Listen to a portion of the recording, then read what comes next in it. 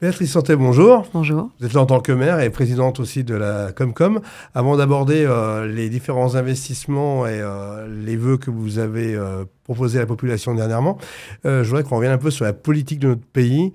Je pense qu'on est dans une fracture globale alors que les politiques devraient être au service des citoyens. Vous avez raison. Moi, je partage votre point de vue sur le fait qu'on est à un moment maintenant où je pense que les élus, les responsables des partis politiques traditionnels et non extrêmes, c'est-à-dire en dehors du Rassemblement national et de LFI, ont un devoir de se rassembler, ont un devoir d'union pour préparer une loi de finances, ont une vraie responsabilité à tenir. Je crois que on en est à ce moment-là. Nos concitoyens ont besoin de ça. On doit sortir de l'outrance des extrêmes pour trouver un chemin qui ne conviendra pas complètement à chacun. Moi, il me conviendra sûrement pas complètement, mais à un moment donné, il faut savoir cultiver peut-être un compromis qui nous permette d'avancer, qui nous permette alors de voter cette loi de finances, puis d'avancer sur un certain nombre de sujets sur lesquels nos concitoyens nous attendent. Et puis c'est ainsi qu'on fera progresser notre pays. Et tant pis si on n'est pas d'accord tout à fait sur tout. Les concitoyens ne sont pas un petit peu perdus? On a vu l'extrême remonter, au deuxième tour redescendre. Est-ce que les gens ne cherchent pas un petit peu aussi? Bien sûr, on cherche tous. Moi-même, je suis perdue. Vous êtes une pro-socialiste aujourd'hui. J'ai pas l'impression que ce parti s'est un peu éclaté? Alors moi, j'ai été adhérente du Parti socialiste pendant près de 40 ans. Et fière de l'être. Je reste socialiste, bien sûr.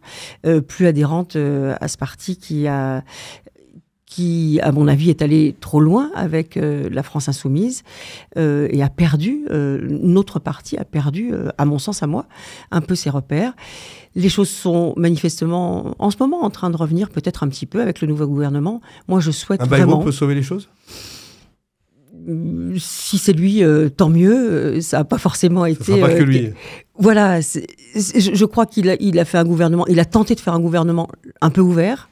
Je souhaite, moi, que l'on discute avec les gens qui refusent tout propos et toute action extrême. Je crois que c'est essentiel qu'on se le dise. Merci. On va s'ouvrir sur Montmélian parce que c'est votre cheval de bataille depuis des années. Et vous êtes une femme de fer dans un gant de velours, si je puis dire, si vous me permettez. Je ne sais pas. En tout cas, vous avez beaucoup de sujets. Vous l'avez évoqué lors de vos vœux.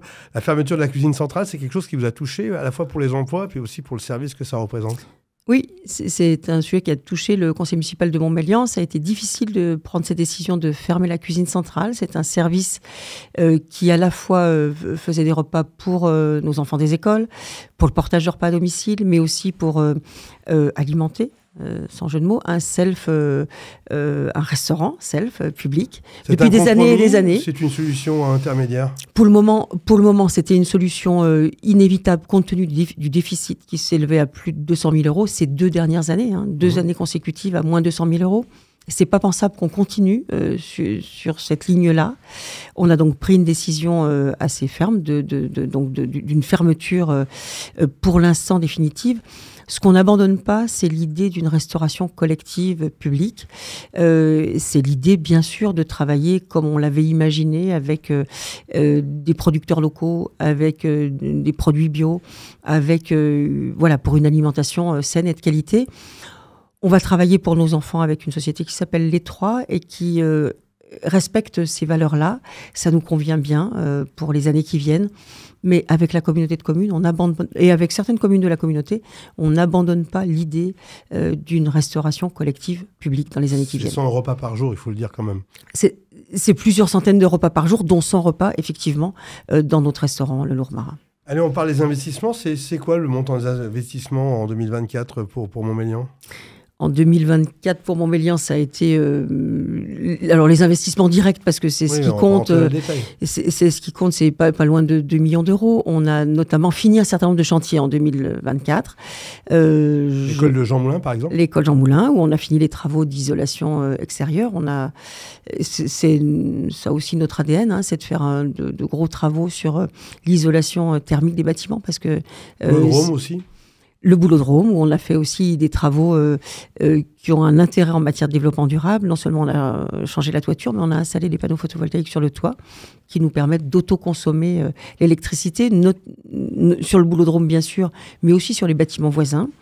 Et puis, on a fini des travaux d'un terrain synthétique d'aménagement, ou plutôt de réaménagement d'un terrain synthétique pour l'US Montmélian Rugby. Et on a réaménagé aussi le terrain synthétique de notre Montmélian Association Football. Il faut dire que l'associatif est très actif sur Montmélian. Oui, ça compte beaucoup pour nous. Combien d'associations ? Montmélian, c'est une bonne 50aine d'associations. Et je le disais l'autre soir, c'est une dizaine d'associations qui ont plus de 150 adhérents. Et ça va jusqu'à plus de 500 adhérents pour notre club de rugby. Votre engagement sur l'écologie, on le connaît, à tel point que vous avez obtenu une labellisation ? Oui, on a obtenu une labellisation, alors pour tout vous dire, en 2007, et on a obtenu en 2024 le 4e renouvellement, c'est-à-dire la 5e labellisation, dans ce qu'on appelait avant Citergie, qui s'appelle aujourd'hui Territoire engagé dans la transition écologique. C'est un label délivré par l'ADEME, qui en fait à la fois reconnaît toute la politique de développement durable mise en œuvre par la collectivité depuis des années, et qui reconnaît surtout tous les engagements que l'on prend à continuer sur les questions dont on parlait, de rénovation thermique des bâtiments, d'installation d'énergie renouvelable, mais aussi de finalement insérer du développement durable dans toutes nos politiques, que l'on parle d'urbanisme, que l'on parle de déchets, que l'on parle d'eau potable. Voilà, c'est pour nous un label effectivement important. L'association d'autoconsommation collective, ça va dans ce sens-là ? Oui, c'est une association d'autoconsommation collective Cœur de Savoie qu'on a fondée, donc Ville de Montmélian, communauté de communes Cœur de Savoie, et une société qui a en charge la centrale hydroélectrique sur l'Isère, sous le pont de Montmélian-la-Chavanne. Cette association, en fait, elle permet d'autoconsommer tout ce qui est produit en matière de photovoltaïque et d'hydroélectricité sur notre territoire. Et les communes de Cœur de Savoie peuvent adhérer à cette association pour avoir accès à une électricité renouvelable, décarbonée et moins chère que sur le marché habituel. Béatrice Santet, merci pour cette première partie d'interview. On se retrouve prochainement pour parler encore de la commune et de la communauté de communes.